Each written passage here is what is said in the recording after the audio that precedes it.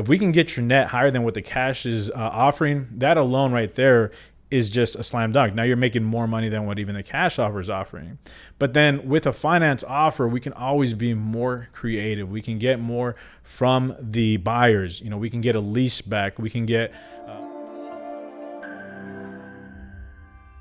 Hey, how's it going? Thank you for joining me on this week's episode of The Real Deal. This week, we're going to be talking about why cash isn't always king. Now, this applies to both sellers and buyers. Let's talk about buyers first. So obviously, it's a very competitive market, and there's a lot of cash buyers either from out of state or cash investors. So a lot of times buyers will get discouraged because they feel like they had to compete against cash offers. And that is going to be the case. It's almost a guarantee that any house under $500,000 is going to have at least one cash offer from a cash investor. So the way that you combat that, the way that you can you beat out a cash offer is by making a great, aggressive, creative offer. There's a lot of different ways how you can do that. Obviously it's going to be a case-by-case basis. When we're in the process of making offers, depending on how much you love the house, depending on the condition of the house, the year of the house, there's a lot of different things that we can do to help your offer stand out. And I've been able to beat cash offers multiple times with this strategy.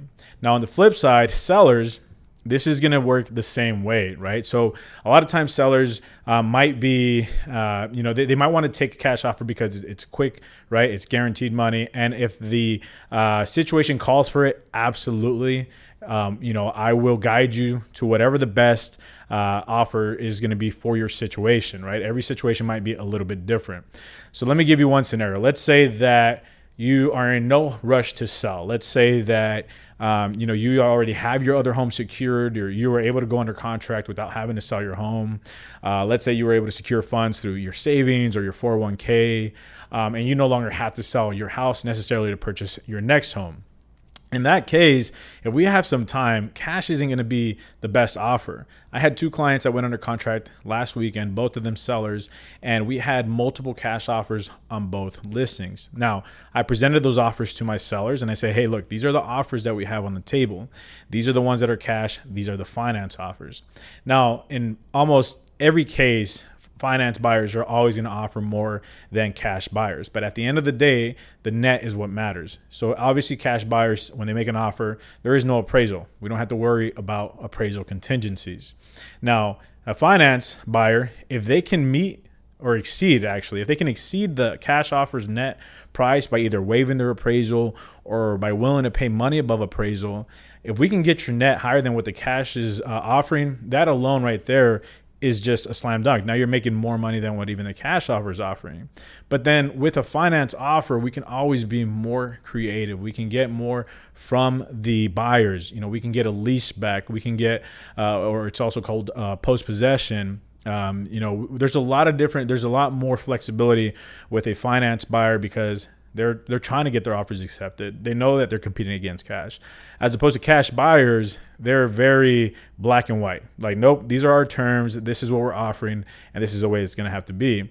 So in most cases, if we don't absolutely need to sell your house within 2 weeks, cash won't necessarily be the best way to go. Finance buyers, as long as we have a contingency plan. And at the end of the day, that's a conversation that I had with my sellers. I said, hey, look, these are the offers that we have. These finance buyers can do A, B, and C, and this is why I think that these offers will be better for your situation. At the end of the day, if something happens, if this deal falls through, we still have these cash buyers. They're not going anywhere. They're buying properties left and right. We can always come back, talk to the cash buyers. And that's the conversation that I had with both of these sellers. And both of them, they saw that, like, yeah, that's a great idea. I mean, at the end of the day, my job is to make sure that you're going to net the most amount of money. But at the same time, I want to make sure that you have the best terms possible. And every situation is going to be a little bit different. So hopefully this video helps you understand that as a buyer, you're not going to be completely out of the game because you can't compete with cash offers. There is absolutely a way to compete against cash offers. And sellers, be aware of these cash investors that are making offers on your house. Be aware of these iBuyers that are making cash offers on your homes. Yeah, it might be quick, but I guarantee you that a cash buyer isn't always going to be the best option. There's always some better creative ways to make a finance offer compete or make it better than a cash offer. If you have any questions about selling your house or how that process would unfold, please reach out to me. I'd be more than happy to help you out. And buyers, if you're thinking about buying a house and you want to be able to structure a offer to compete against some of these cash offers that are out there, give me a call. Let's get together and set up a game plan. Thank you much and have a good one.